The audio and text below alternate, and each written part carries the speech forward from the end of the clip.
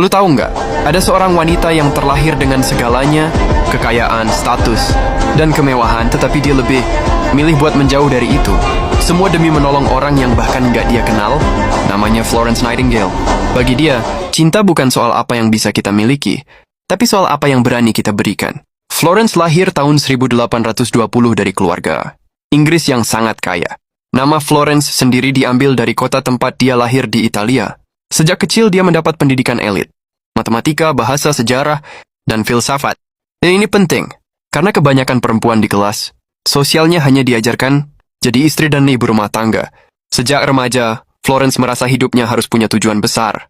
Dia merasa terpanggil untuk bekerja di bidang perawatan kesehatan. Bagi keluarganya, ini mengejutkan. Profesi perawat saat itu dianggap pekerjaan kasar, tidak terhormat, dan dekat dengan lingkungan kotor. Keluarganya mencoba melarang, tapi Florence tetap belajar diam-diam. Dia akhirnya mendapat pelatihan di Jerman, salah satu tempat langka yang mulai mengajarkan perawatan pasien secara sistematis. Di sini dia belajar bahwa merawat orang bukan cuma soal empati, tapi soal metode, kebersihan, dan organisasi. Titik perubahan besar datang saat pertempuran. Inggris mengirim Florence bersama tim perawat ke rumah sakit militer di Turki. Kondisinya tidak terlalu baik.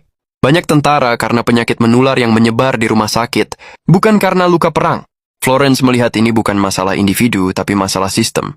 Dia langsung bertindak. Dia membersihkan bangsal rumah sakit, mengatur aliran udara supaya tidak lembab dan pengap, mengatur distribusi makanan pasien, mengatur pencatatan kondisi pasien secara detail, memastikan suplai air bersih tersedia. Perubahan ini menurunkan angka kematian secara signifikan, yang membuat Florence berbeda dari banyak orang pada zamannya. Dia mencatat semuanya dalam data statistik. Dia membuat grafik dan laporan untuk menunjukkan bahwa kebersihan dan manajemen yang baik bisa menyelamatkan banyak orang. Ini revolusioner.